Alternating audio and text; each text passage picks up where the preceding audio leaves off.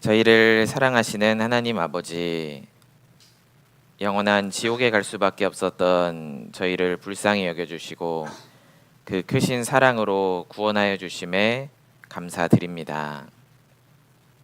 또한 구원받은 이후에도 항상 저희와 함께하여 주시고 주님의 몸된 교회 가운데 거하게 하여 주심 감사드립니다. 주님께서 너무나 사랑하시고 한 분 한 분 존귀하게 여기시는 광양교회 형제 자매님들 주일을 맞이하여 함께 모였습니다. 주님께서 이 가운데 함께 해주시고 두루 역사하여 주셔서 전해지는 말씀을 통해 주님의 뜻을 더욱 밝히 알 수 있도록 도와주시고 점점 주님을 닮아가는 저희가 될 수 있도록 도와주시옵소서. 주님의 은혜와 인도하심 가운데 2025년 학예 수양에도 이제 시작이 되어 진행이 되고 있습니다.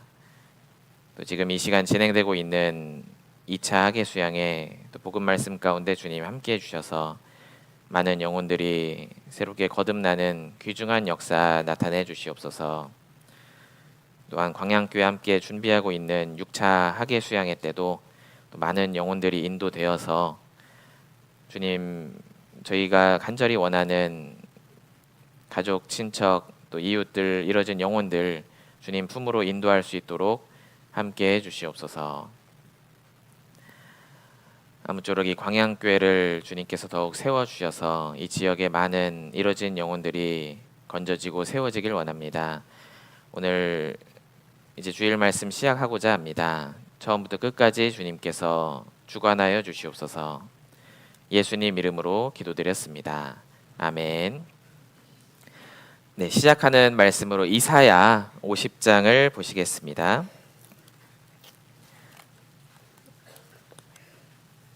이사야 50장 4절입니다.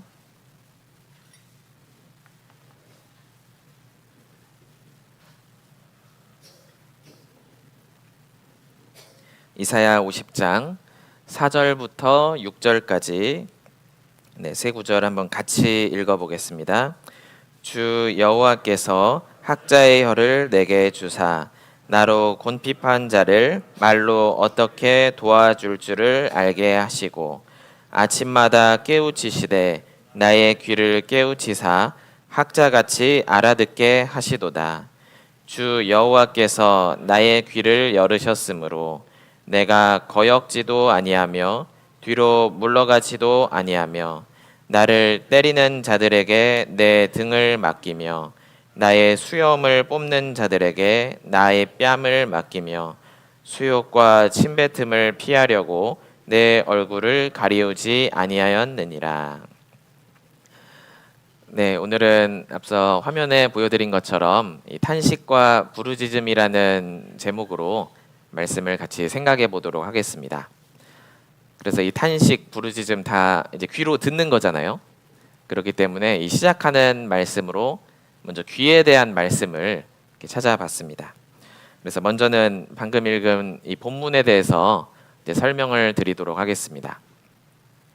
이 이사야서는 이사야 선지자가 예수님 오시기 700년 전에 하나님의 말씀을 받아서 기록한 성경입니다. 그래서 이 이사야 선지자가 기록한 이사야서에는 특별히 예수님에 대한 내용이 많이 나와 있습니다. 예수님께서 모든 성경이 예수님에 대해서 증거한다고 말씀하셨는데 특별히 이 이사야 선지자가 기록한 이사야서는 이제 장차 오셔서 구원을 완성하실 이제 메시아에 대해서 자세히 말씀을 하고 계십니다. 그래서 어떤 사람들은 이 이사야서를 이제 구약의 복음서다, 이사야 복음서다 이렇게 부를 정도입니다. 아마 이 가운데도 이제 구원 받으실 때 이사야 성경 말씀을 듣고 구원 받으신 분들도 많이 계실 겁니다. 특별히 참 유명한 장이 이제 53장이죠. 이사야 53장에는 우리를 위해서 우리 죄 때문에 고난 받으시는 메시아에 대한 내용이 자세히 나와 있습니다. 잘 아시는 것처럼 그가 찔림은 우리의 허물을 인하며 그가 상함은 우리의 죄악을 인함이라. 그가 징계를 받음으로 우리가 평화를 누리고 그가 채찍에 맞음으로 우리가 나음을 입었도다. 우리는 다 양 같아서 그릇 행하여 각기 제 길로 갔거늘 여호와께서는 우리 무리의 죄악을 그에게 담당시키셨도다. 제가 이 이사야 53장 이제 5절 6절을 방금 이제 암송해 드렸는데 이 구절을 생각하면 생각나는 분이 있습니다. 이제 제 개인적으로 이제 작년에도 수양에 가서 이제 상담을 했었는데 이제 한 분을 이제 상담을 했었습니다. 이제 그분은 이제 기존에서도 저희 교회에서 계속 집회 말씀을 많이 듣던 분인데 약간 말씀을 잘 이해하지 못하고 이제 깨닫지 못하던 분이었습니다. 항상 이제 이야기하면 뭔가 동문서답을 하시고 말씀을 전혀 이해하지 못하셨었는데 그날도 이제 복음 말씀을 이제 수양에서 듣고 이제 또 못 깨달으셔서 이제 또 상담을 이렇게 하고 있었습니다. 그러다가 이 이사야 53장 6절 이 여호와께서 우리 무리의 죄악을 예수님에게 담당시키셨습니다. 이렇게 설명을 딱 드렸는데 분명히 그 말씀 많이 들으셨거든요. 근데 갑자기 그분이 다 깨달으셨나 봐요. 아 정말 그러네요 하면서 너무 좋아하면서 아 하나님께서 내 죄를 예수님께 다 담당시키셨네요. 막 너무 확실히 깨달아하고 너무 좋아하는 겁니다. 그래서 저도 개인적으로 참 놀랐었는데 그때 정말 확실히 구원을 받으셨는지 지금까지 참 주님의 은혜에 감사하면서 이 신앙생활을 잘 하고 계십니다. 아무튼 이렇듯 이 이사야서에는 예수님에 대한 예언들이 많이 나와 있는데 이제 방금 읽은 이 이사야 50장도 이 고난 받으시는 메시아에 대해서 이제 잘 예언된 그런 내용입니다. 그래서 한번 1절부터 보시겠습니다. 이사야 50장 1절 나 여호와가 이같이 이르노라 내가 너희 어미를 내어보낸 이혼서가 어디 있느냐 내가 어느 체주에게 너희를 팔았느냐 오직 너희는 너희 죄악을 인하여 팔렸고 너희 어미는 너희의 허물을 인하여 내어보냄을 입었느니라. 이 앞으로 장차 바벨론의 포로 잡혀갈 유다 백성들을 염두에 두시고 하나님께서 하시는 말씀입니다. 이 본문에서 하나님은 이제 가장이자 아버지로 표현되어 있고 이스라엘 백성들은 아내 그리고 자식들로 이제 표현이 되어 있는 겁니다. 하나님께서 이렇게 물으시는 거죠. 내가 너희 어미를 내어보낸 이혼서가 어디 있느냐. 이제 옛날에는 이혼 증서를 내밀면서 이제 아내를 쫓아내는 경우가 있었는데 하나님께서 너희에게 그렇게 하신 적이 있냐 이렇게 물어보시는 겁니다. 내가 어느 체주에게 너희를 팔았느냐 내가 너희를 어디 빚쟁이한테 팔아버린 적이 있느냐 이제 그런 적이 없다는 말씀이신 거죠. 근데 하나님이 이렇게 물어보시는 이유는 이스라엘 백성들이 그렇게 오해하고 있었기 때문입니다. 이제 이스라엘 백성들이 바벨론에 포로 잡혀가고 여러 가지 징계를 받는 이유는 그들의 죄 때문에 그런 건데 이스라엘 백성들은 이제 오해를 했던 거죠. 하나님께서 우리를 버리신 게 틀림이 없어. 우리가 이렇게 끌려가서 고생하는 것은 하나님이 다 우리를 버려서 그래. 이런 식으로 오해를 했던 겁니다. 자기들이 잘못한 건 생각하지 않고 마치 하나님이 자신들을 버렸다고 이렇게 오해를 하는 건 거죠. 그래서 하나님께서는 그게 아니다. 내가 그런 적이 없다. 이렇게 말씀을 하시는 겁니다. 그러면서 오직 너희는 너희의 죄악을 인하여 팔렸고 너희 어미는 너희의 허물을 인하여 내어보냄을 입었느니라. 너희 죄 때문에 지금 너희가 이런 고생을 하고 있는 거다 설명을 해주셨습니다.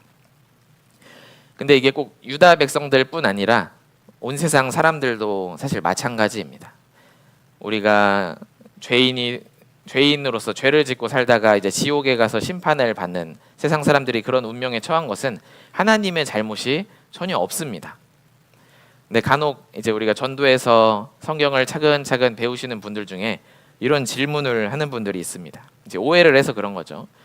아니 하나님 사랑의 하나님이라면서 우리 천국 보내려고 만드셨다면서 왜 사람을 이렇게 죄인 만들어서 다 지옥 보내냐고 이렇게 오해하시는 분들이 있습니다. 하나님께서 사람을 일부러 죄인 만드신 적이 당연히 없으시죠. 사람이 죄인이 된 것은 잘 아시는 것처럼 우리의 조상인 아담이 범죄했기 때문에 모든 사람이 죄인이 된 겁니다. 이건 아담 잘못이지 하나님 잘못은 전혀 없는 거거든요. 하나님은 분명히 먹지 말라고 하셨는데 어려운 걸 명하신 것도 아니었는데 아담이 마귀에게 속아서 죄를 지은 겁니다. 그래서 모든 사람이 죄인이 된 거죠. 그리고 또 우리가 죄인으로 태어난 건 사실이지만 평생 죄를 짓는 것은 내가 짓는 거잖아요. 아담이 짓는 것이 아니라 내가 짓는 것입니다. 꼭 그 죄를 지었어야만 되는 게 아니잖아요. 안 지을 수도 있었는데 내가 자유의지로 선택해서 죄를 지었기 때문에 하나님은 각 사람을 심판하시는 겁니다. 각 사람의 책임이 분명히 있기 때문에 각 사람을 심판하시는 겁니다. 그러니까 사람이 지옥 가는 이유는 하나님 잘못이 아니라 아담 잘못이고 본인 잘못인 겁니다. 본인이 죄를 지었잖아요. 그런데 이제 하나님이 뭔가 잘못하신 것처럼 생각하는 것은 이제 죄에 죄를 더하는 겁니다. 큰 오해인 거죠. 하나님께서는 그런 오해하는 사람들을 불쌍히 여기시고 정말 무조건적으로 사랑하시고 구원의 은혜를 베푸십니다. 그래서 2절에 보면 이렇게 하나님이 말씀을 하십니다. 내가 왔어도 사람이 없었으며 내가 불러도 대답하는 자가 없었음은 어찌미뇨. 하나님은 그 불쌍한 백성들을 구원하시기 위해서 계속해서 여러 방법으로 선지자들을 통해서 부지런히 부르셨지만 찾아오고 부르셨지만 그들은 대답도 하지 않았습니다. 정말 완고하고 악했던 건 거죠. 또한 여러 가지 오해들이 있었는데 이 하나님의 능력에 대해서도 그들은 오해하고 있었습니다. 하나님의 마음에 대해서도 오해하고 하나님의 능력에 대해서도 오해하고 있었습니다. 아휴, 우리가 이런 처지에 있는데 하나님이라고 우리를 구원하실 수 있겠어? 이런 잘못된 생각을 하고 있었던 겁니다. 그러니까 하나님이 아무리 불러도 듣질 않은 건 거죠. 그래서 하나님께서는 내가 충분히 너희를 구원할 능력이 있다 이 말씀을 하고 계십니다. 2절을 다시 보면 내가 왔어도 사람이 없었으며 내가 불러도 대답하는 자가 없었으면 어찌미뇨. 내 손이 어찌 짧아 구속하지 못하겠느냐. 내게 어찌 건질 능력이 없겠느냐 하면서 옛날 이야기를 일깨우십니다. 보라, 내가 꾸짖은즉 바다가 마르며 하수가 광야가 될 것이며 거기 물이 없어졌으므로 어족이 갈아여 죽어 악취를 바라게 되느니라. 내가 흑암으로 하늘을 입히며 굵은 배로 덮느니라. 내가 그거 못하겠느냐? 너희를 구원 못하겠느냐? 한번 과거를 생각해봐라. 내가 바다를 말려서 홍해를 건너게 하지 않았었느냐? 요단강을 말라게 해서 광야가 되게 하지 않았었느냐? 내가 너희를 충분히 구원할 능력이 있다. 애굽에 그 흑암 재앙을 내렸던 그 하나님이 여전히 살아 역사하신다. 이것을 일깨워주고 계신 것입니다.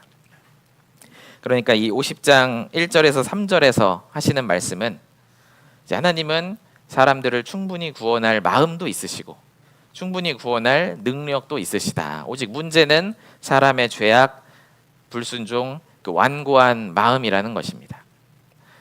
그런 사람들을 구원하시기 위해서 하나님께서는 친히 인간의 몸을 입고 이 땅에 내려오셨습니다. 그게 바로 그리스도, 이제 메시아, 이제 예수님이신 거죠. 그래서 이 4절부터는 이사야서에 여러 번 나오는 이 여호와의 종의 노래라고 불리는 그런 내용입니다. 이제 여호와의 종으로서 장차 그리스도께서 오셔서 너희를 구원하실 것이다. 이 내용이 이제 4절부터 나오는 겁니다. 그래서 4절 한번 다시 같이 읽어보겠습니다. 주 여호와께서 학자의 혀를 내게 주사 나로 곰핍한 자를 말로 어떻게 도와줄 줄을 알게 하시고 아침마다 깨우치시되 나의 귀를 깨우치사 학자같이 알아듣게 하시도다. 이제 이 부분부터는 메시아가 이제 예수님께서 이제 하시는 말씀입니다. 이 여호와의 종 메시아는 어떤 분이냐? 방금 읽은 4절에서는 이제 학자의 귀와 학자의 혀를 가지신 분이다. 이렇게 나와 있습니다. 학자라는 표현이 4절에 2번 반복됩니다. 주 여호와께서 학자의 혀를 내게 주사 나로 곤핍한 자를 말로 어떻게 도와줄 줄을 알게 하시고 아침마다 깨우치시되 나의 귀를 깨우치사 학자같이 알아듣게 하시도다. 이 학자는 익숙한 사람, 이제 가르침을 받은 사람이라는 뜻입니다. 그래서 단순히 어떤 지식이 많은 학자 이런 뜻이라기보다는 이제 가르침을 받고 훈련된 제자라는 뜻입니다. 그래서 이제 나나주가 있는 성경에 보면 학자하고 이제 아래 보면 제자라고 써 있잖아요. 이 메시아 그리스도 예수님은 학자의 귀와 학자의 혀를 가지신 분이라고 했습니다. 그런데 귀가 먼저일까요? 혀가 먼저일까요? 네, 귀가 먼저입니다. 네, 귀가 먼저인 거죠. 먼저 학자의 귀로 하나님의 말씀을 잘 듣고 그 잘 들은 사람이 학자의 혀로 이제 영혼들에게 전할 수가 있는 것입니다. 그래서 여기서도 4절에 이제 표현은 학자의 혀가 먼저 나와 있지만 중간부터 보면 아침마다 깨우치시되 하나님께서 예수님의 귀를 아침마다 깨우치시되 나의 귀를 깨우치사 학자같이 알아듣게 하시도다. 이제 여호와의 종 그리스도께서는 먼저 말씀을 귀로 듣고 그것을 이뤄진 영혼들에게 이제 전하셨던 겁니다. 그래서 영적으로 궁핍한 사람들을 이제 말씀으로 도와주신 겁니다. 하나님 아버지께 받은 말씀을 이제 전하셔서 도우신 건 거죠. 그래서 실제 예수님께서는 공생의 당시에 이스라엘 땅을 부지런히 다니시면서 많은 이 궁핍한 자들을 말씀으로 도와주셨습니다. 니고데모도 만나주셨고 이 수가성의 우물가의 여인도 만나주셨고 많은 사람들이 예수님을 만나서 그분의 말씀을 듣고 영적으로 구원을 받고 도우심을 받았습니다. 그렇게 예수님은 어떤 분이냐? 이 학자의 귀를 먼저 가지신 분이다. 그렇기 때문에 말로 사람들을 도와주셨고 또한 그렇게 3년 반 동안 전도를 하시다가 마지막에는 이 십자가 고난을 통해서 구원을 완성하셨습니다. 그래서 5절에 보시면 5절 6절 한번 같이 읽어보겠습니다. 주 여호와께서 나의 귀를 열으셨으므로 내가 거역지도 아니하며 뒤로 물러가지도 아니하며 나를 때리는 자들에게 내 등을 맡기며 나의 수염을 뽑는 자들에게 나의 뺨을 맡기며 수욕과 침뱉음을 피하려고 내 얼굴을 가리우지 아니하였느니라. 여기 5절에도 귀 이야기가 나오는데 이 말씀은 이사야 선지자에 대한 내용이 아니라 예수님에 대한 예언입니다. 그래서 주 여호와께서 나의 귀를 열으셨으므로 예수님은 열린 귀를 가지고 하나님의 말씀을 잘 듣고 철저하게 순종하셨던 분입니다. 그러니까 내가 거역지도 아니하며 뒤로 물러가지도 아니하며 참 많은 고난이 있었지만 십자가에서 죽는 것이 하나님 아버지의 뜻이었지만 예수님은 물러가지 않고 순종하여 나아가셨습니다. 그래서 6절에 나를 때리는 자들에게 내 등을 맡기며 이제 로마 군병들이 예수님의 등을 채찍으로 때렸잖아요. 채찍으로 때렸지만 예수님은 그들에게 내 등을 맡겼다고 하셨습니다. 이제 하나님 아버지의 뜻을 기억하면서 또 그렇게 채찍에 맞으셔야 우리가 나음을 입을 수가 있잖아요. 우리를 기억하시면서 그 채찍을 묵묵히 다 감당하신 겁니다. 그리고 이어서 읽어보면 6절 중간에 나의 수염을 뽑는 자들에게 나의 뺨을 맡기며 수욕과 침뱉음을 피하려고 내 얼굴을 가리우지 아니하였느니라. 그렇게 사람들이 예수님의 수염을 뽑고 뺨을 때리고 얼굴에 침을 뱉고 하는 가운데서도 예수님은 그냥 묵묵히 맞고만 계셨던 겁니다. 그 하나님의 아버지의 뜻을 열린 귀로 들었기 때문에 순종을 하셨던 건 거죠. 그리고 7절에도 주 여호와께서 나를 도우심으로 내가 부끄러워 아니하고 내 얼굴을 부싯돌같이 굳게 하였은즉 내가 수치를 당치 아니할 줄 아노라. 예수님은 어떻게 보면 참 부끄러운 일을 당하신 겁니다. 온몸이 발가벗겨져서 십자가에 공중에 매달아 놨잖아요. 참 부끄러운 일을 수치를 당하셨지만 하나님의 뜻을 기억하고 묵묵히 그것을 감당하신 겁니다. 이제 부끄러워하지 않으셨던 건 거죠. 그래서 이 본문에서 우리가 알 수 있는 것은 메시아는 어떤 분이냐, 예수님은 어떤 분이냐, 학자의 귀와 열린 귀를 가지신 분이구나, 이것을 알 수 있습니다. 그렇기 때문에 말씀으로 불쌍한 영혼들을 전도하셨고 또한 고난 가운데서도 그 하나님의 뜻을 끝까지, 구원을 끝까지 이루실 수가 있었던 겁니다. 우리가 그 예수님을 통해서 구원을 받았습니다. 우리가 정말 그 예수님을 통해서 구원받았다면 그 예수님을 본받는 삶을 살아야 됩니다. 우리 예수님께서 이 땅에 오신 이유가 크게 두 가지라고 할 수가 있습니다. 먼저는 우리를 구원하시기 위해서 우리 죄를 없애려고 오셨고, 또한 두 번째도 빼놓으면 안 됩니다.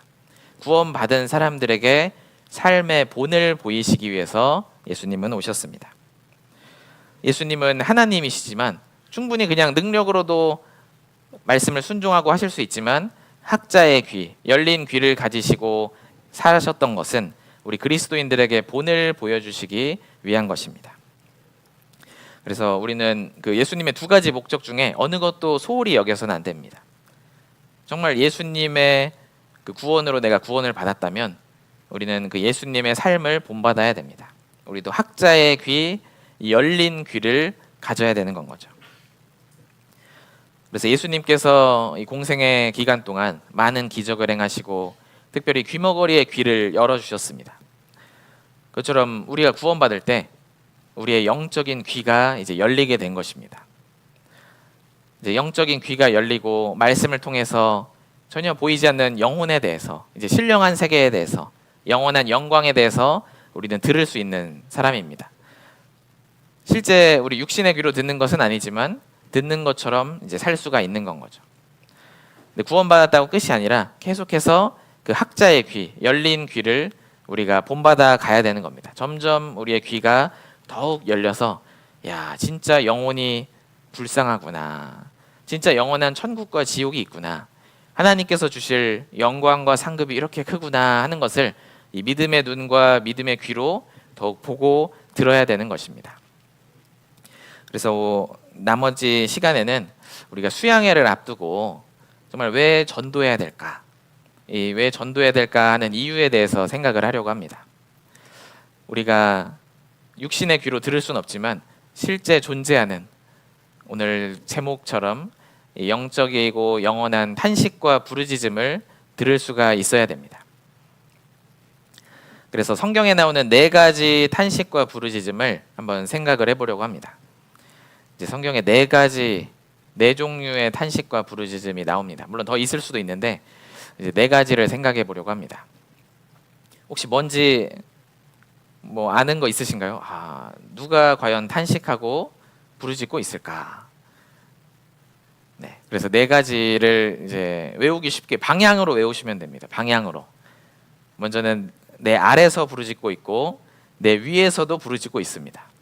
그리고 내 밖에서도 부르짖고 있고 내 안에서도 부르짖고 있습니다. 이렇게 4가지인 거죠. 그래서 먼저는 내 밖에서 이제 이뤄진 영혼들이 탄식하며 부르짖고 있는 소리를 우리가 들을 수 있어야 됩니다. 사도행전 16장을 보겠습니다. 이제 구원받지 않은 영혼들이 탄식하고 부르짖고 있다고 성경은 말씀하십니다.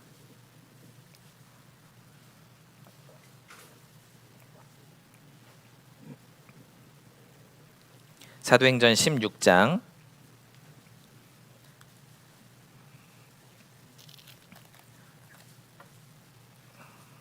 9절입니다.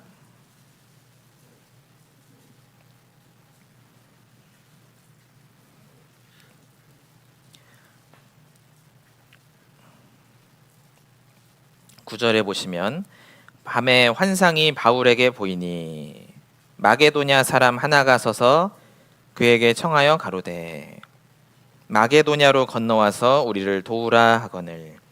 10절은 같이 읽겠습니다. 바울이 이 환상을 본 후에 우리가 곧 마게도냐로 떠나기를 힘쓰니 이는 하나님이 저 사람들에게 복음을 전하라고 우리를 부르신 줄로 인정함이러라. 이 바울 사도의 2차 전도 여행 중에 있었던 일입니다. 바울 사도는 원래 이 소아시아, 이 터키에 있는 소아시아 지역에서 전도할 계획을 가지고 있었습니다. 그런데 그 앞에 읽어보면 이제 성령께서 막으셨다 이제 표현이 되어 있습니다. 그래서 대체 어디로 가야 되나 이렇게 하고 있는 와중에 이 항구 도시 드로아에서 어떤 환상을 보게 되었습니다. 밤에 마게도냐 사람 하나가 서서 바울에게 이렇게 탄식하고 부르짖는 겁니다. 마게도냐로 건너와서 우리를 도우라. 이제 우리가 이렇게 복음도 모르고 죽어가고 있는데, 하나님도 모르고 복음도 모르고 죽어가고 있는데 바다를 건너서 마게도냐로 건너와서 우리를 도와주십시오. 우리에게 전도 좀 해주십시오. 이렇게 탄식하는 영혼들을 보게 된 겁니다. 그 당시는 이제 바다를 건너간다는 것은 참 많은 위험이 따르는 일이었잖아요. 목숨을 잃을 수도 있는 참 위험한 일이었습니다. 하지만 바울 사도와 그 일행들은 이제 마게도냐로 건너갔습니다. 왜냐하면 10절에 나오는 것처럼 하나님이 저 사람들에게 복음을 전하라고 우리를 부르신 줄로 인정함이로라. 하나님께서 우리를 저 사람들에게 보내시는구나. 이게 하나님의 뜻이구나. 내 계획은 이게 아니었는데 이게 하나님 뜻이구나 하고 이제 나아가게 된 것입니다. 이제 마게도냐에 가긴 갔는데 이 마게도냐는 정말 넓은 지역이었습니다. 우리 전라남도 하면은 여러 도시들이 있고 넓은 지역이잖아요. 마게도냐가 마치 그런 겁니다. 누가 찾는 영혼인지 알 수는 없었지만 바울 사도는 가는 곳마다 복음을 전했고 많은 사람들이 구원을 받았습니다.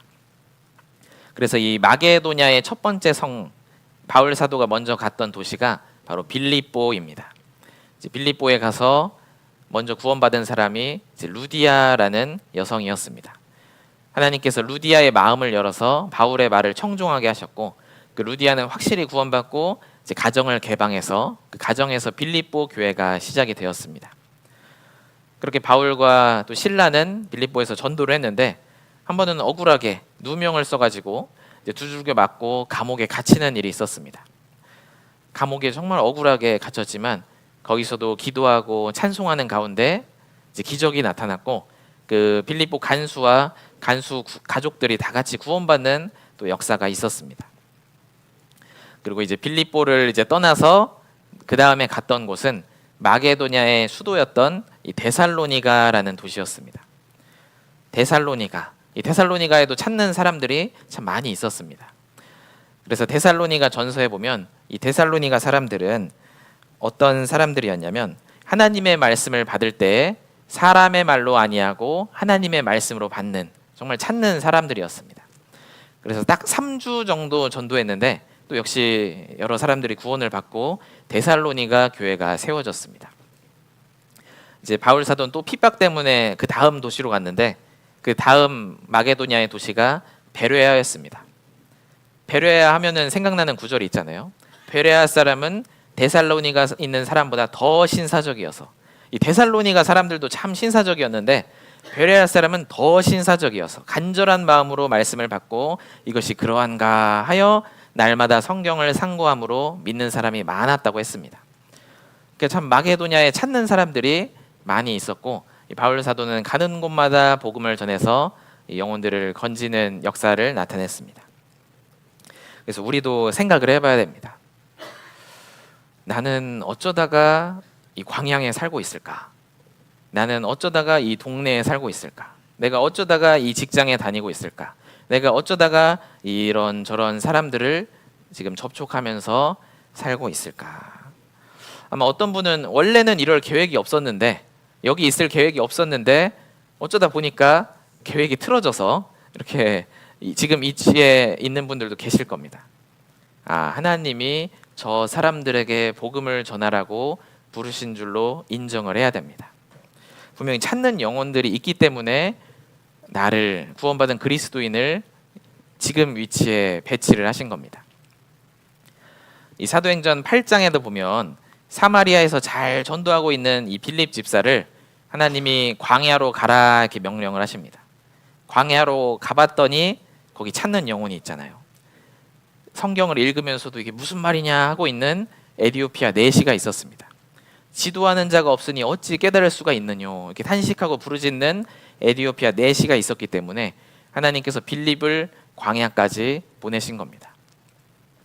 이 구원받은 그리스도인 만나기가 정말 어렵잖아요.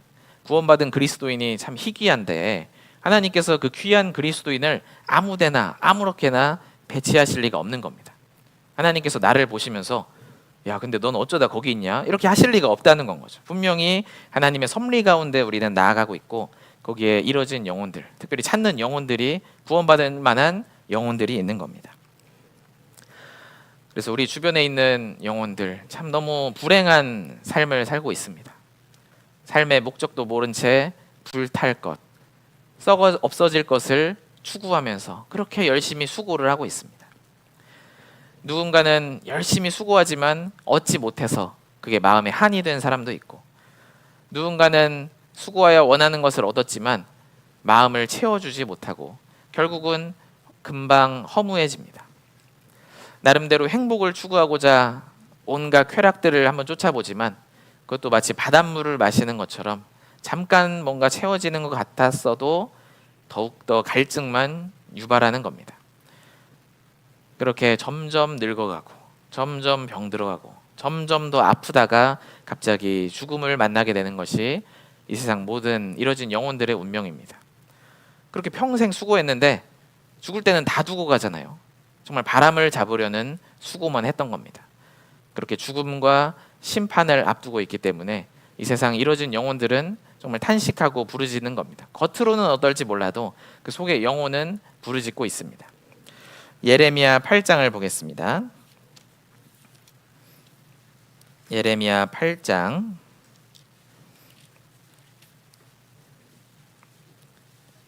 18절입니다. 예레미야 선지자는 그 영혼들의 탄식과 부르짖음을 들었습니다. 예레미야 8장 18절입니다.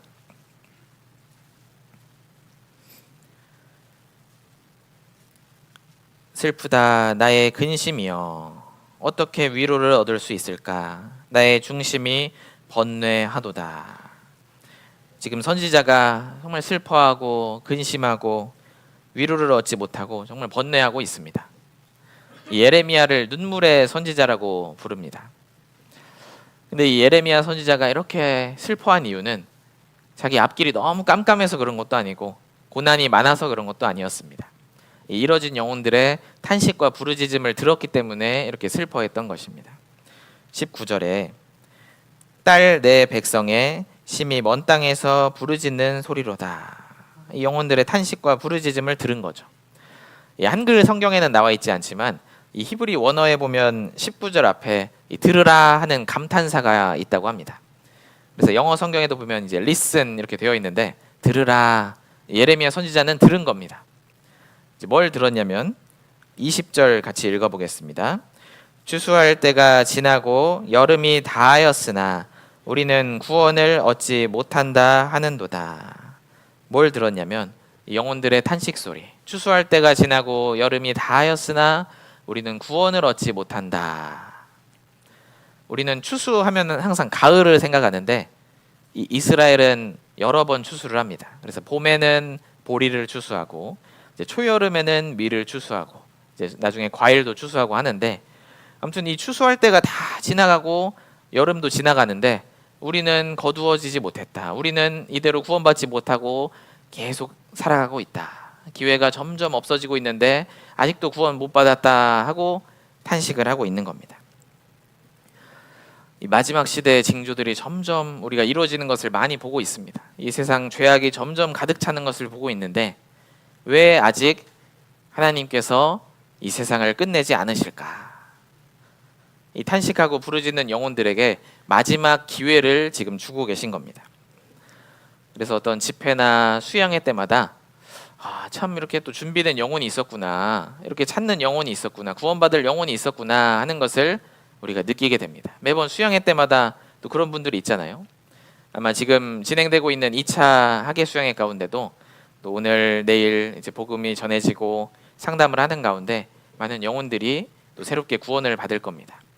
제가 이제 통계를 이렇게 보니까 1차 때는 이제 물론 접수 기준이긴 한데 이제 새롭게 전도된 분이 한 2,300명 정도 이렇게 접수를 하셨었고 이번 2차 때는 2,800명 정도가 이렇게 접수를 하셨습니다. 뭐 접수했다고 다 오시진 않았겠지만 아무튼 참 2,000명 넘는 많은 새로운 영혼들이 또 이번 2차 학예 수양회 가운데 인도되어서 말씀을 듣고 있습니다. 아무튼 우리 주변에 내가 알지 못할 뿐 이 시대에도 내 주변에도 이렇게 탄식하며 부르짖는 영혼들이 있는 겁니다. 추수할 때가 지나고 여름이 다하였으나 우리는 구원을 얻지 못한다 하는 영혼들이 있는 겁니다. 그래서 이제 구원받을 수 있는 은혜 시대도 점점 끝나가고 이제 주님이 오시면 그들에겐 전혀 기회가 없는 거잖아요. 그러니까 마지막 이 기회를 살려서 그들을 걷어들여야 되는 겁니다. 21절에 보시면 선지자가 이렇게 말을 합니다. 21절에 딸 내 백성이 상하였으므로 나도 상하여 슬퍼하며 놀라움에 잡혔도다. 예레미야 선지자는 그 탄식과 부르짖음을 들었기 때문에 예레미야 선지자도 마음이 상하고 슬퍼하며 놀라움에 잡혔다. 고백하고 있습니다. 예레미야는 참 그 백성들을 사랑하는 사람이었습니다. 그래서 여기 백성들을 부를 때 딸 내 백성이라고 부르잖아요. 내 딸이다 이렇게 부르는 겁니다. 이 딸 내 백성이라는 표현은 예레미야서에만 나오는 표현입니다. 예레미야 애가에만 나오는 표현인데 이제 하나님께서 이 백성들을 부르실 때 딸 내 백성이다. 정말 내 딸인데 이렇게 지금 죽어가고 있다. 안타까워하신 겁니다. 근데 이 21절은 지금 예레미야 선지자가 말하고 있는 거잖아요. 하나님께서 말씀하시는 게 아니라 예레미야 선지자의 고백입니다. 예레미야 선지자도 이 백성들을 딸 내 백성이라고 부르는 겁니다. 이제 하나님이 딸 내 백성이다, 내 딸이다 이렇게 부르면 이해가 되는데 예레미야의 딸은 아니잖아요. 이루어진 영혼들이. 근데 예레미야는 그런 마음으로 정말 사랑했던 겁니다. 하나님이 그 백성들을 사랑하시는 것처럼, 하나님이 그들을 불쌍히 여기는 것처럼 예레미야도 불쌍히 여겼기 때문에 딸 내 백성이다. 그들이 상하여 하기 때문에 나도 상하여 슬퍼하며 놀라움에 잡혔다. 고백하는 겁니다. 22절에 길르앗에는 유양이 있지 아니한가? 그곳에는 의사가 있지 아니한가? 딸 내 백성이 치료를 받지 못함은 어찌민고? 이 유향은 당시에 약품으로 쓰이던 그런 재료입니다.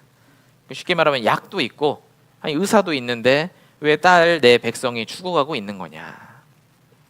이제 영적인 이야기를 지금 하고 있는 거잖아요. 어떤 육신의 병을 이야기하는 것이 아닙니다.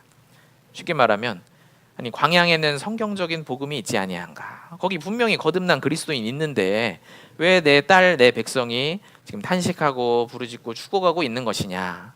이렇게 말을 하고 있는 겁니다. 그래서 우리는 정답을 가지고 있잖아요. 정말 약품을 가지고 있습니다. 우리가 의사인 것입니다.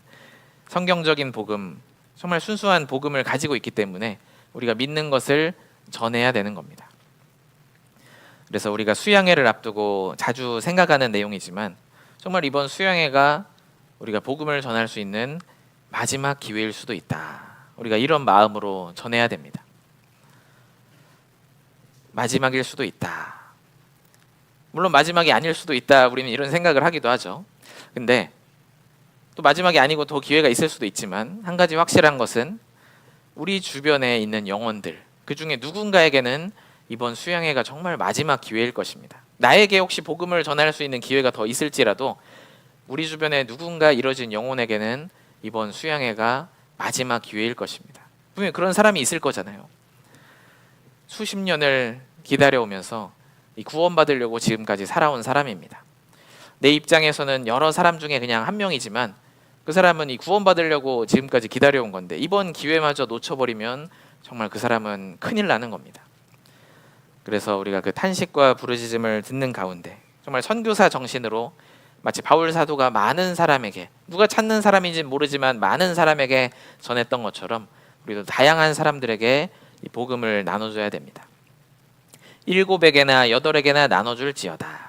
이것이 잘 됐는지 저것이 잘 됐는지 혹 둘이 다 잘 됐는지 내가 알지 못함이니라 하신 전도서 말씀처럼 우리는 7에게나 8에게나 나눠줘야 됩니다. 누가 과연 찾는 영혼인지, 누가 과연 이 복음을 받아들일지 알지 못하기 때문에 많은 사람에게 나눠줘야 됩니다. 사실 주님의 역사를 가로막는 것은 어떤 어려운 환경이나 상대의 강팍한 마음이 아니라 사실은 믿음 없는 나의 마음이 가장 큰 걸림돌입니다. 아마 관심 없을 거야. 해봤자 어차피 안 들을 거야. 전에도 여러 번 해봤는데 안 됐어 하는 이런 마음이 사실 주님의 역사를 가로막는 겁니다. 우리가 그것을 뛰어넘어야 되는 겁니다. 그렇게 첫 번째 탄식과 부르짖음은 내 밖에서 이뤄진 영혼들이 탄식하고 부르짖고 있다. 두 번째는 내 아래서 이미 지옥에 간 사람들이 탄식하고 부르짖고 있습니다. 누가복음 16장을 보겠습니다. 누가복음 16장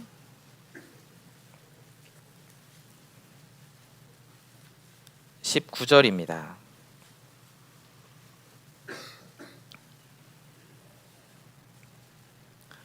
누가복음 16장 19절부터 제가 읽어드리겠습니다. 예수님께서 두 사람을 소개하고 계십니다. 한 부자가 있어 자색 옷과 고운 베옷을 입고 날마다 호화로이 연락하는데 나사로라 이름한 한 거지가 헌대를 앓으며 그 부자의 대문에 누워 부자의 상에서 떨어지는 것으로 배불리려 하매 심지어 개들이 와서 그 헌대를 핥더라. 예수님께서 영원한 세계에 관해서 두 사람을 소개하고 계십니다. 먼저는 한 부자가 있었습니다. 이 부자는 얼마나 부유한지 자색 옷과 이 고운 베옷을 입고 있습니다. 이것은 정말 돈 많은 사람이 아니면, 권력 있는 사람이 아니면 입을 수가 없는 옷이었습니다. 명품을 몸에 두르고 날마다 호화로이 연락 잔치하는 그런 사람이었습니다. 야, 얼마나 돈이 많으면 매일 잔치하겠어요. 정말 즐겁게 살아가고 있는 이 첫 번째 사람, 부자입니다. 그와 대비되는 또 한 사람은 거지 나사로였습니다. 이 나사로는 크게 세 가지 면에서 정말 최악의 인생을 살고 있었습니다. 먼저 경제적으로는 거지죠. 얼마나 가난한지 부자의 대문에 누워서, 자기 집도 없습니다. 부자의 대문에 누워서 부자의 상에서 떨어지는 음식물 쓰레기를 먹으면서 삶을 연명하고 있었습니다. 정말 거지였던 거죠. 가난했던 겁니다. 이 사람 분명히 구원받은 사람이잖아요. 잘 아시는 것처럼 이제 천국에 갈 사람인데, 이 구원받은 사람이 왜 일도 안 하고 이렇게 게으르게 누워만 있을까요? 두 번째로 이 사람은 건강 면에서 정말 최악이었습니다. 게을러서 그런 게 아니라 일을 할 수가 없는 상태였습니다. 그냥 누워만 있으면서 헌대를 앓고 있었습니다. 들깨가 와서 자기 상처를 핥는데도 쫓아낼 기운도 없었습니다. 그냥 할 틈을 당하고 있었던, 건강 면에서도 최악이었던 겁니다. 그리고 혼자 이러고 있는 걸 보면 가족이 없거나 가족에게 버림을 받은 것이 분명합니다. 그러니까 인간관계 면에서도 정말 최악인 거죠. 이 나사로는 건강 면에서도, 경제적인 면에서도, 인간관계에서도 정말 최악의 상황을 살아가고 있었습니다. 근데 이 나사로의 이름 뜻이 하나님이 도우셨다, 이런 뜻입니다. 대체 하나님이 뭘 도와주셨을까요? 이 사람은 대체 뭘 도와주신 걸까요? 이 나사로는 정말 비참한 삶을 살고 있었지만 그래도 이 생애를 살아가는 가운데 그 복음을 듣고 구원받은 사람입니다. 하나님이 뭘 도와주셨냐면 이 사람은 구원받은 것이 하나님이 도와주신 겁니다. 구원을 받고 천국에 대한 소망을 가지고 내세에 대한 소망을 가지고 사는 사람이 이 나사로였습니다. 그 천국에 대한 소망 없이 어떻게 이런 삶을 버텨낼 수가 있겠어요? 이 나사로는 천국에 대한 소망을 가지고 있는 그런 사람이었습니다. 근데 부자는 그와 대비되게 내세에는 전혀 관심이 없었습니다. 전혀 관심이 없었죠. 오로지 이 세상이 전부였던 사람입니다. 이 사람은 유대인이고 나중에 아브라함을 아버지라고 부릅니다. 이제 유대인이거든요. 하나님의 백성입니다. 어렸을 때부터 하나님, 천국과 지옥 회개해야 된다, 안 들어본 게 아닙니다. 많이 들었습니다. 정말 많이 들었는데 관심이 하나도 없었습니다. 그냥 오로지 마음에 세상이 가득 차가지고 말씀이 들어갈 틈이 전혀 없었습니다. 22절에 보시면 이에 그 거지가 죽어 천사들에게 받들려 아브라함의 품에 들어가고 부자도 죽어 장사되매. 이 22절을 잘 보면 동시에 죽은 게 아니라, 그렇죠, 동시에 죽지 않았겠죠. 거지가 먼저 죽었습니다. 거지가 죽었어요. 부자는 분명히 알았을 겁니다. 우리 집 대문 앞에 항상 누워있던 거지가 죽었네, 없어졌네, 아이고 불쌍해라 하면서 넘어갔을 겁니다. 사실 그것은 부자에게 마지막 기회였습니다. 거지가 죽었네, 나도 죽을 텐데 나는 죽으면 어떻게 될까, 이거 생각할 수 있는 기회였는데 부자는 그것도 그냥 넘겨버렸습니다. 그리고 결국 부자도 죽어서 장사되었습니다. 근데 정말 충격적인 사실이 있었는데 정말 영원한 내세가 있었던 것이었습니다. 그렇게 부자는 지옥에 떨어졌습니다. 그렇게 그의 운명은 끝났습니다. 아니죠. 정확히 말하면 이제 영원한 진짜 생애가 시작이 된 겁니다. 그거 아시나요? 이 성경에 보면 참 많은 말들이 나오는데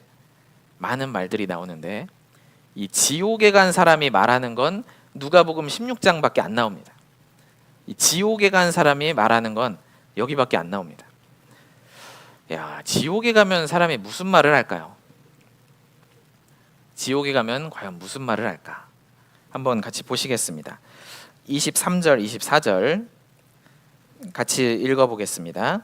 저가 음부에서 고통 중에 눈을 들어 멀리 아브라함과 그의 품에 있는 나사로를 보고 불러 가로되 아버지 아브라함이여 나를 긍휼히 여기사 나사로를 보내어 그 손가락 끝에 물을 찍어 내 혀를 서늘하게 하소서. 내가 이 불꽃 가운데서 고민하나이다.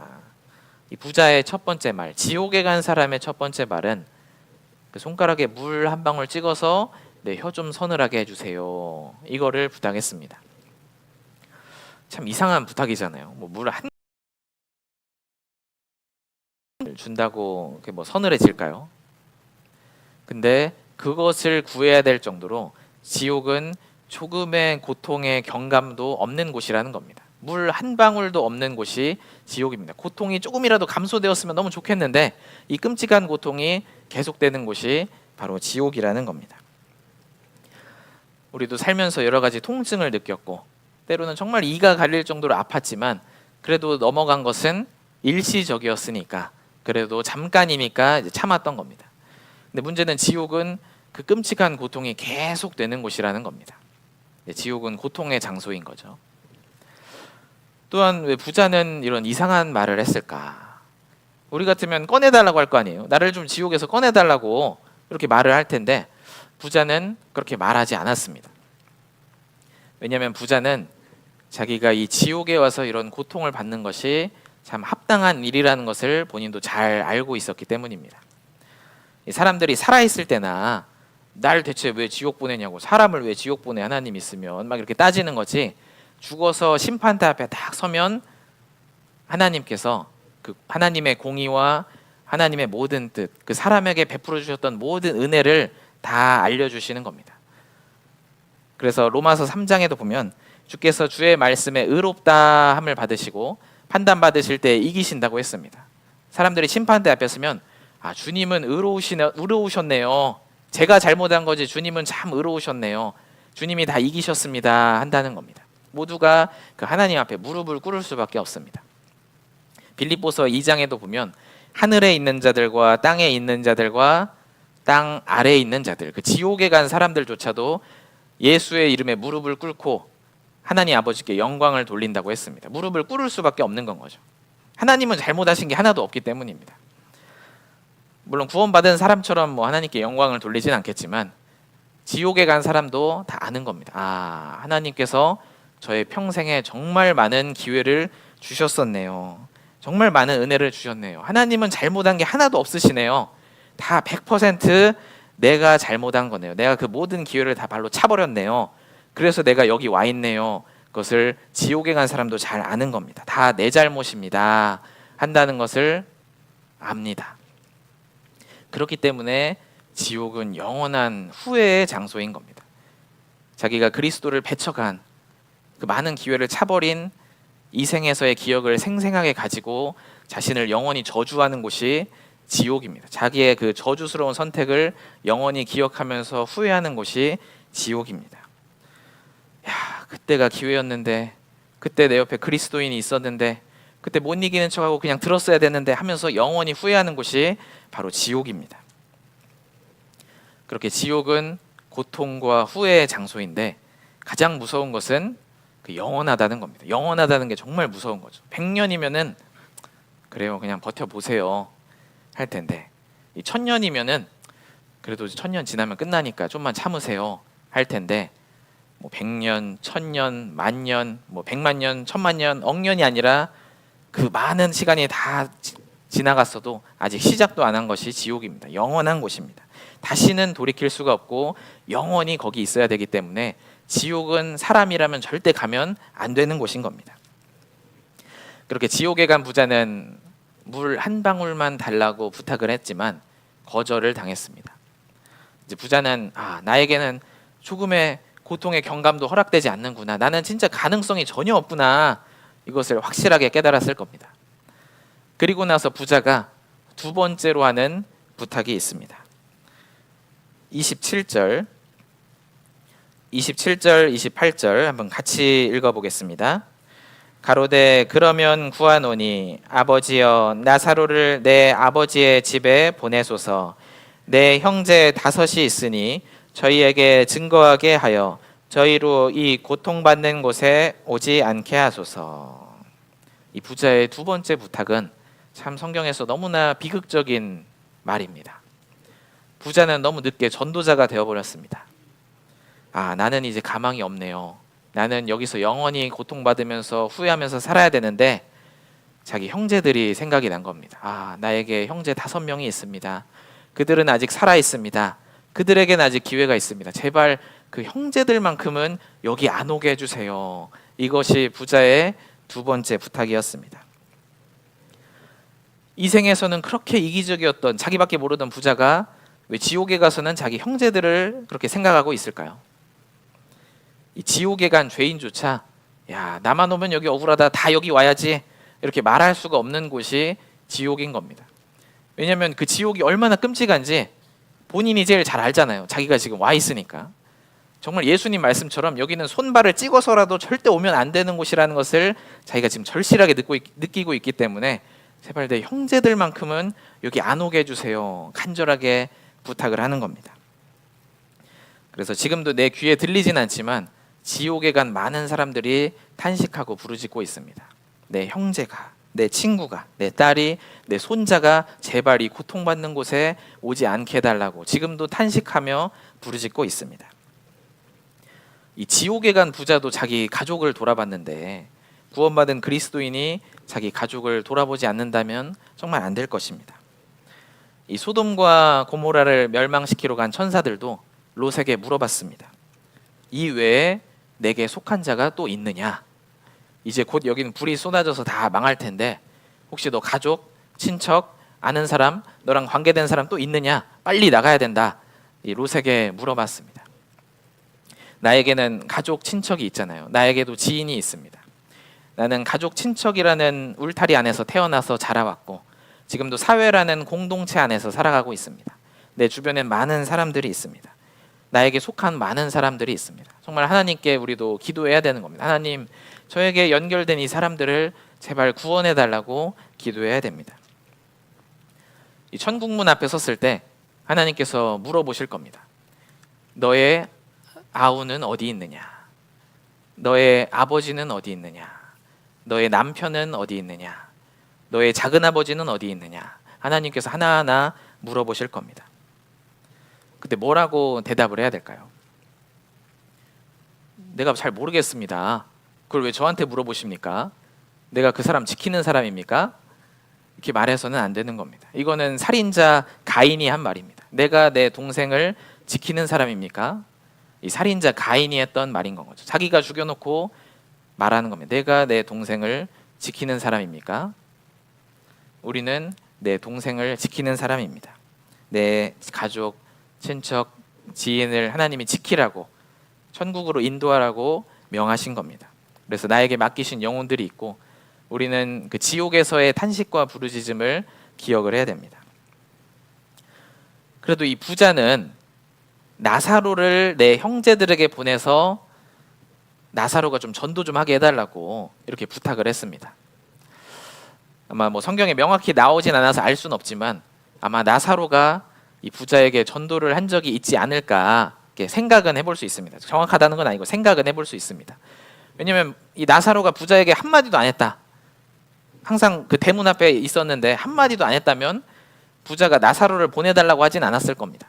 오히려 나사로를 원망했겠죠. 아니 이 중요한 걸 알면서 우리 집 대문 앞에 살았는데 맨날 봤는데 어떻게 한마디도 안 했냐고 원망을 했을 텐데 부자는 나사로를 좀 자기 형제들에게 보내달라고 부탁을 했습니다. 우리도 정말 이 중요한 사실을 주변 사람에게 전해야 됩니다. 혹시 그들이 듣든지 아니 듣든지 전에는 줘야 되는 겁니다. 기회는 줘야 됩니다. 혹시 그들이 듣지 않아 심판을 받는다 하더라도 에스겔 성경에 나오는 것처럼 그들 가운데 선지자가 있는 줄은 안다고 하셨습니다. 나를 정말 사랑하는 사람이 있었구나. 그 사람은 내 영혼을 정말 사랑해서 내가 안 들었는데 그래도 전해줬구나 하는 것은 안다는 겁니다. 그렇게 부자는 나사로를 내 형제들에게 보내서 이 고통받는 곳에 오지 않게 해달라고 부탁을 했지만 그 부탁도 거절을 당했습니다. 모세와 선지자가 있으니까 그들에게 들어라. 죽은 자가 살아나서 전할 수가 없다. 이렇게 거절을 당했습니다. 그러니까 우리가 이걸 통해서 알 수 있는 것은 지옥에 간 부자는 너무나 전도하고 싶은 간절한 마음이 있었지만 지옥에 간 사람은 전도할 수가 없습니다.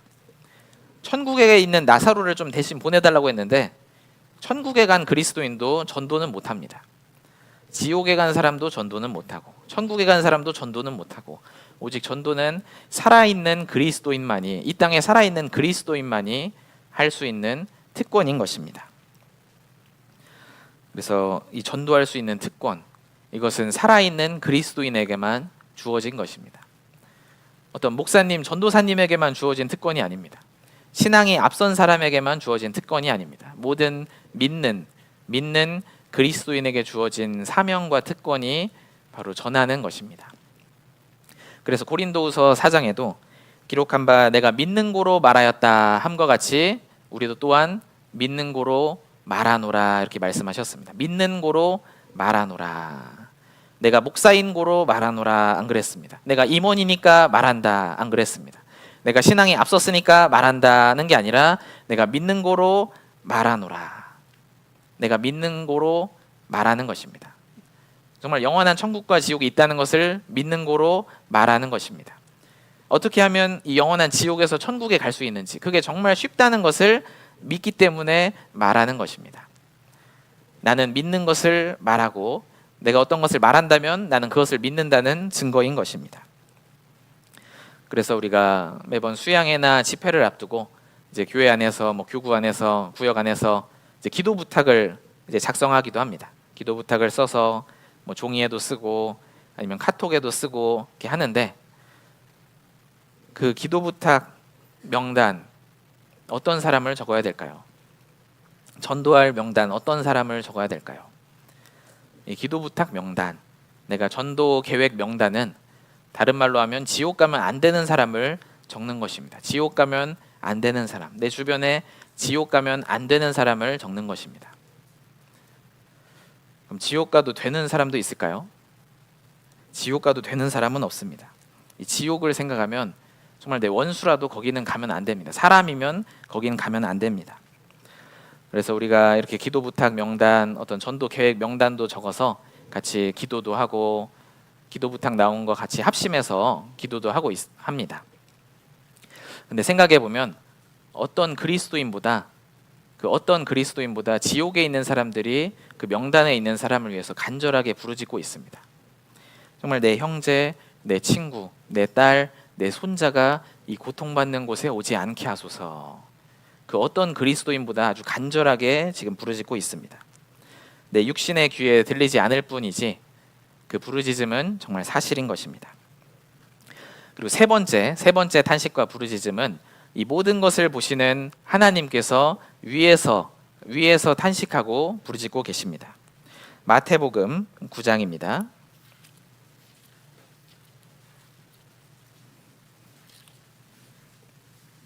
마태복음 9장 36절입니다.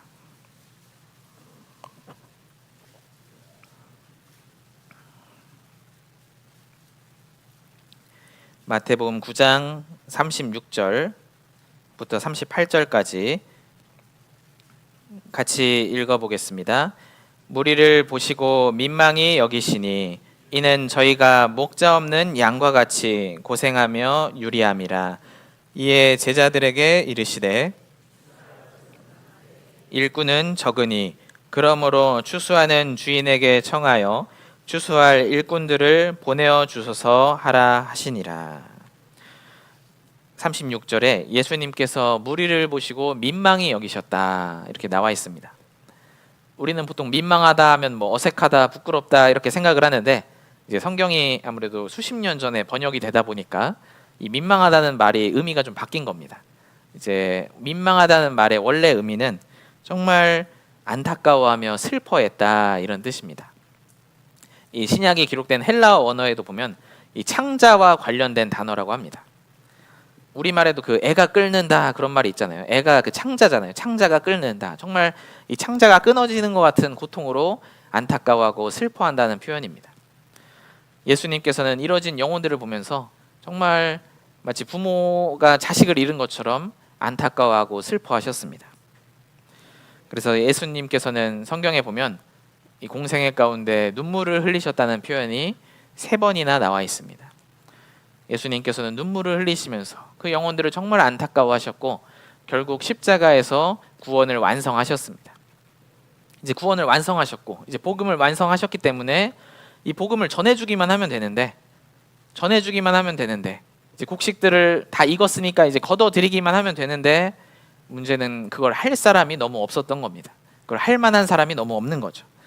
그래서 37절에 이에 제자들에게 이르시되 추수할 것은 많되 일꾼은 적으니 그러므로 추수하는 주인에게 청하여 추수할 일꾼들을 보내어 주소서 하라 하시니라. 주님이 탄식하고 부르짖으시는 겁니다. 아니 이미 다 익었는데 복음이 완성됐는데 야 이걸 전해줄 사람이 왜 이렇게 없냐 하면서 주님은 정말 안타까워하고 탄식하고 부르짖고 계십니다. 주님은 이 땅에 불을 던지러 오셨다고 했습니다. 불을 던지러 왔노니 이미 이 불이 붙었으면 내가 무엇을 원하리요. 정말 마음에 불 붙은 사람을 주님은 찾고 계신데 그런 사람이 별로 없는 겁니다. 구원받은 사람도 너무 적고 이 구원받은 사람 가운데도 마음에 불이 붙은 사람이 참 적어서 주님이 안타까워하시는 겁니다. 이사야 6장도 한번 보겠습니다. 이사야 6장 8절입니다. 주님께서는 매 시대마다 이렇게 추수할 일꾼들을 마음에 불붙은 일꾼들을 찾으셨습니다. 이사야 6장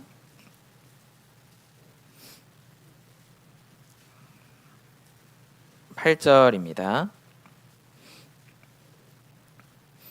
이사야 6장 8절도 같이 읽어보겠습니다. 내가 또 주의 목소리를 들은즉 이르시되 내가 누구를 보내며 누가 우리를 위하여 갈꼬 그때 내가 가로되 내가 여기 있나이다 나를 보내소서. 이 이사야 선지자도 환상을 봤습니다. 주께서 높이 들린 보좌에 앉아 계신 그런 환상을 봤는데 그 주님이 이렇게 말씀을 하시는 겁니다. 내가 누구를 보내며 누가 우리를 위하여 갈꼬. 이 위에서 탄식하고 부르짖는 주님의 음성을 들은 겁니다. 그래서 이사야 선지자가 이렇게 말을 한 거죠. 내가 여기 있나이다 나를 보내소서. 근데 우리가 오해할 수 있는 부분이 있습니다. 이 이사야가 내가 여기 있나이다 나를 보내소서 이렇게 말을 했는데 이사야가 무슨 자신이 있어가지고 이렇게 말을 한 게 아닙니다. 아유 주님 제가 여기 있습니다 저를 좀 보내주십시오 자신감 있게 이렇게 말을 한 게 아닙니다. 그걸 어떻게 알 수 있냐면 이제 그 앞에 읽어보면 이제 이사야 선지자가 처음엔 주님의 환상을 보고 정말 두려워했습니다. 왜냐하면 자기는 죄인이었기 때문인 거죠. 주님의 환상을 보고 화로다 나여 망하게 되었도다. 나는 입술이 부정한 사람인데 이 거룩하신 하나님 앞에 섰으니 나는 심판받을 수밖에 없다. 정말 두려워하는 죄인의 모습을 보여줍니다. 그때 천사가 와서 이 번제단에서 숯불을 하나 들어서 이사야에게 이렇게 대줍니다. 그리고 죄가 사해졌다 이렇게 고백을 합니다. 이 번제단은 계속해서 희생 제사가 드려지는 곳입니다. 피가 흘려지고 대신 죽는 죽음이 있는 곳이 번제단입니다.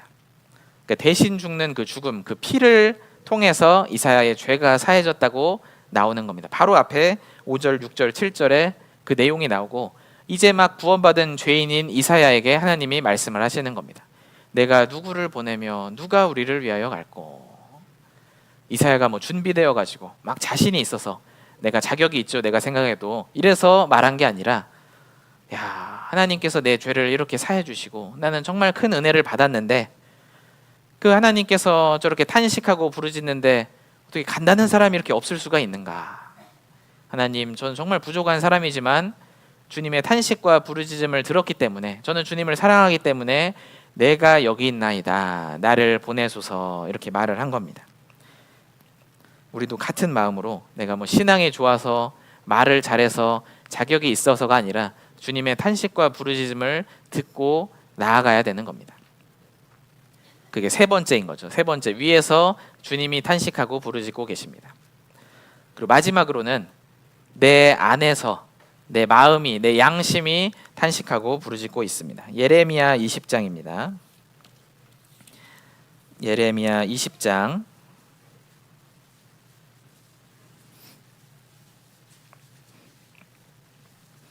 예레미야 20장 9절입니다.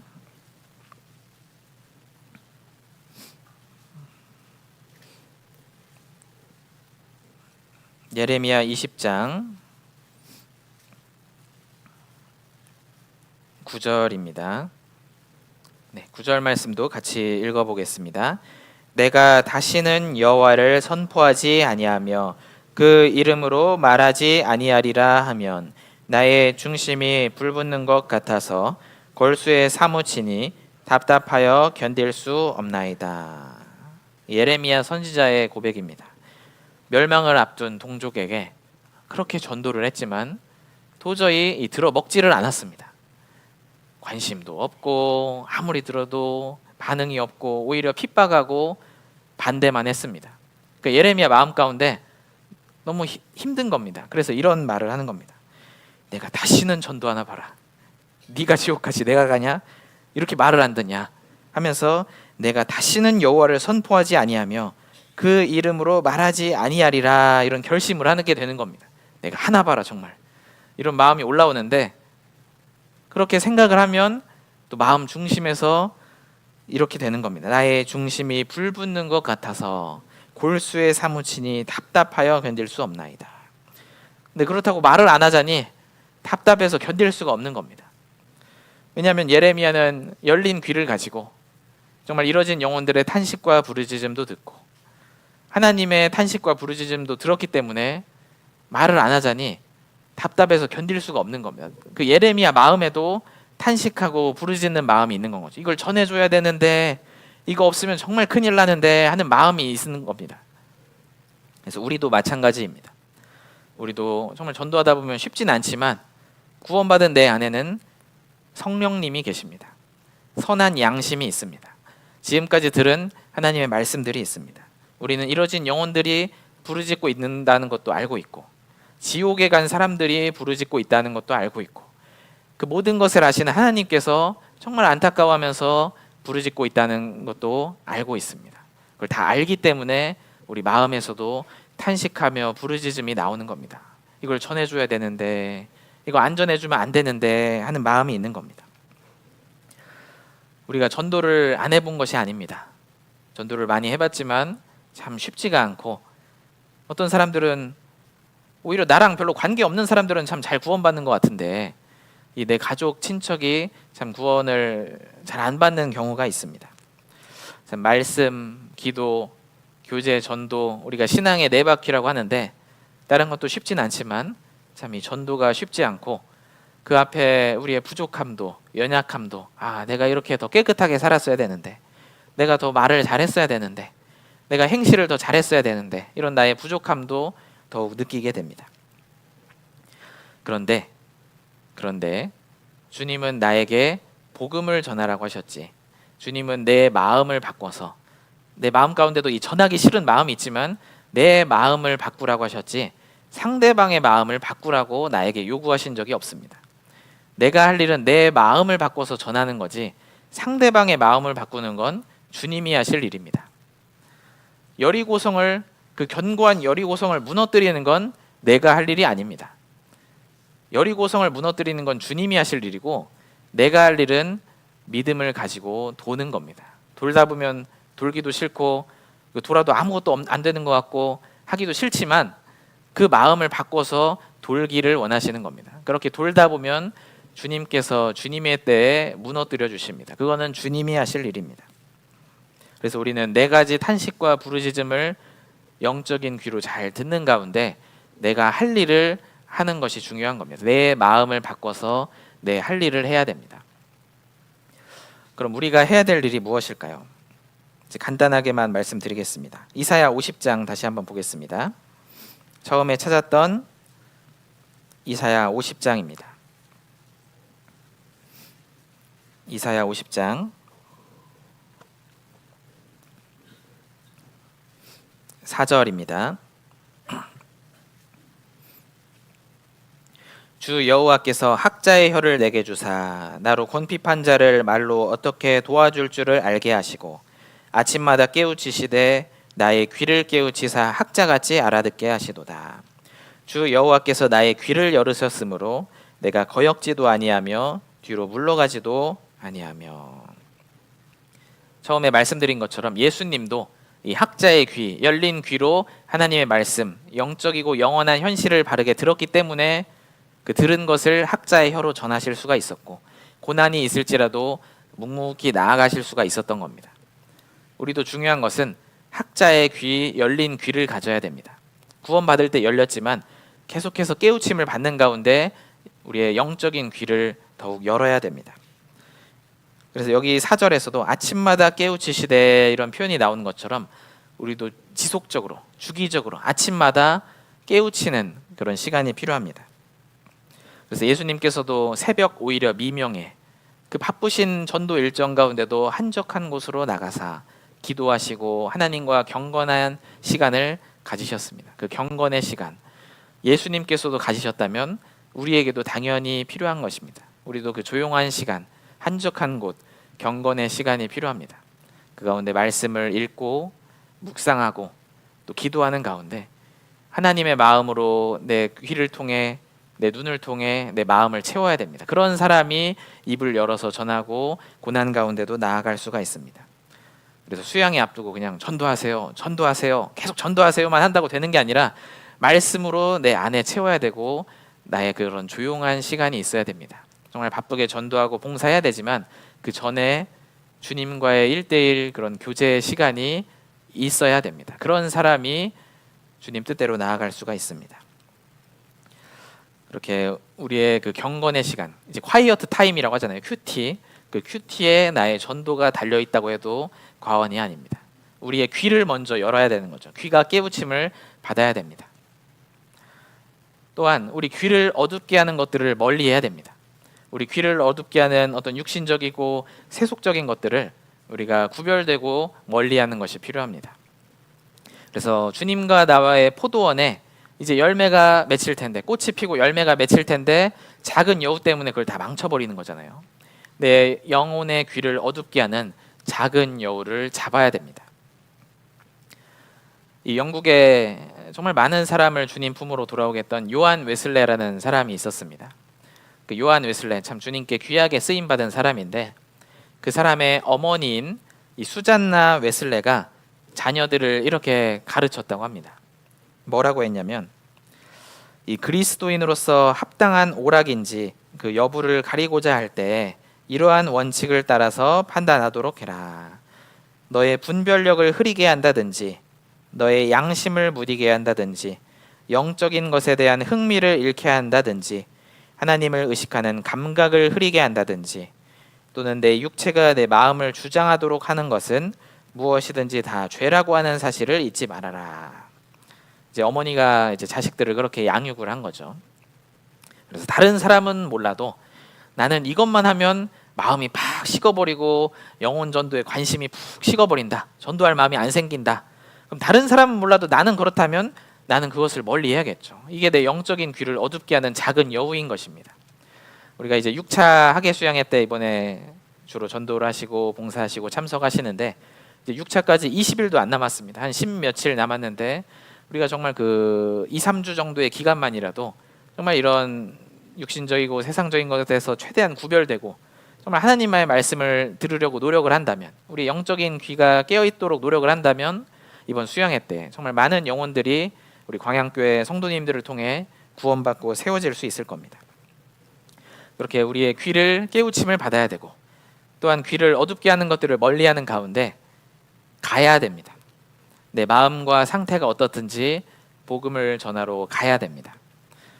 그래서 주님께서 명하신 지상 최대의 사명의 첫 번째는 가라는 것입니다. 너희는 가서 모든 족속으로 제자를 삼아. 먼저는 가라고 하셨습니다. 가야 뭐 제자를 삼든 뭐 죽이 되든 밥이 되든 할 거 아니에요. 가야 됩니다. 우선 발로 가야 되는 거죠.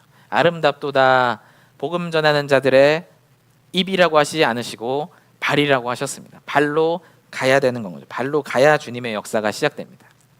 발로 가야 됩니다. 내 마음이 어떻든 내 상태가 어떻든 주님은 가라고 명하셨습니다. 그래서 오늘 이 탄식과 부르짖음에 대해서 아까 생각을 했었는데, 물론 우리가 때로는 정말 영혼들 앞에 눈물도 흘려야 되지만 그렇다고 맨날 울고만 있으면 안 됩니다. 영혼들 앞에서 항상 울고만 있으면 영혼들이 정말 이상하게 생각하겠죠.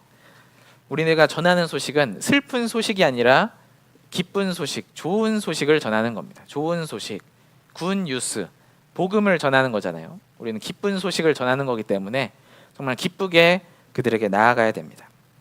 이 영혼을 지옥에서 천국으로 끌어올리는 너무나 좋은 소식이 있잖아요.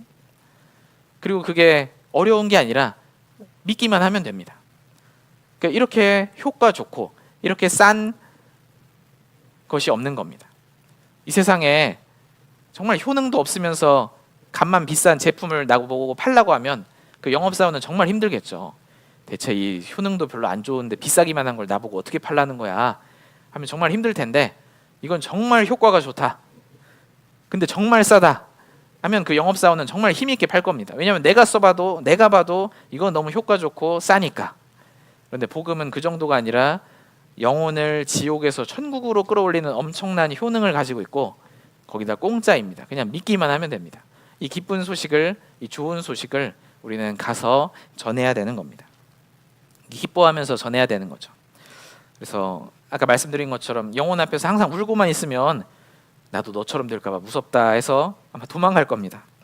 그래서 주님은 우리 보고 세상의 빛이라고 하셨기 때문에 정말 우리는 하나님께 받은 은혜가 많이 있잖아요. 좋은 소식을 가지고 있기 때문에 밝은 모습을 보이면서, 바르게 사는 모습을 보이면서 이거 너무 좋다고, 너도 꼭 같이 이 좋은 것을 얻었으면 좋겠다, 이런 밝은 모습을 보여줘야 세상 사람들도 부러워하는 겁니다. 저 사람 정말 믿고 구원받았다고 하는데 나에게는 없는 평강이 있고 기쁨이 있구나. 대체 뭘까? 궁금하다. 또 수양에 가면 다들 느끼시잖아요. 전도돼서 가는 영혼들이, 야, 저 더운데 이렇게 주차하는 분들은 막 웃으면서 맞이하고, 저 봉사하는 분들 다 돈 내고 온 분들이라고, 돈 받고 하는 게 아니라 돈 내고 저렇게 웃으면서 하는 거라고. 영혼들의 마음이 다 열려버리잖아요. 야, 여기 뭐가 있구나, 진짜 뭐가 있네, 이렇게 하는 겁니다. 그래서 우리가 마음은 정말 간절하게, 하지만 우리의 겉모습은 정말 밝게 하면서 영혼들에게 가서 복음을 전해야 됩니다. 내가 혼자 가기가 어렵다, 그럼 구역에서 이제 아는 형제 자매들과 함께 가서, 합심해서 가서 어떻게든 영혼들을, 이번에 수양회 너무 좋은 기회인데 수양회로 인도를 해야 됩니다. 그래서 오늘은 우리 영적인 귀에 대해서 같이 생각을 해봤습니다. 우리가 귀를 깨우침을 받아서 들어야 되는 4가지 탄식과 부르짖음에 대해서 생각을 해봤습니다. 내 밖에서 이루어진 영혼들이 탄식하고 있고, 내 아래서 이미 지옥에 간 사람이 부르짖고 있고, 이 모든 것을 보시는 하나님께서 위에서 탄식하며 부르짖고 계십니다. 그리고 내 안에서 내 양심이 탄식하며 부르짖고 있기 때문에 우리는 이 좋은 소식을 들고 가서 전해야 됩니다. 이번 7, 8월 수양회를 통해서 광양교회 성도님들을 통해서 많은 영혼들이 구원받기를 기도하겠습니다. 네, 그러면 제가 기도하고 마치도록 하겠습니다. 저희를 사랑하시는 하나님 아버지, 감사합니다. 저희를 구원하여 주시고 주님의 몸된 교회 가운데 진리 되신 말씀을 배우며 살아갈 수 있도록 해주심 감사드립니다. 오늘 말씀을 통해서 우리가 왜 전도를 해야 될지, 그 실제적인 탄식과 부르짖음에 대해서 생각을 해봤습니다. 우리 영적인 눈과 귀가 너무 어두워서 때로는 육신적인 것에, 세상적인 것에만 마음을 두고 살기도 합니다. 그런 저희를 일깨워 주시고 정말 영혼의 눈과 귀를 밝혀 주시고 주님 뜻대로 말씀을 전하고 또 고난 가운데도 나아갈 수 있는 힘을 허락하여 주시옵소서. 현재 진행되고 있는 2차 수양회 가운데도 주님 역사하여 주시고, 광양교회 함께하는 6차 학예 수양회, 또 끝나는 7차까지 은혜와 안전 가운데 이번 수양회가 잘 마쳐질 수 있도록 도와주시옵소서. 이후의 모든 시간도 주님께만 의탁드립니다. 예수님 이름으로 기도드렸습니다. 아멘.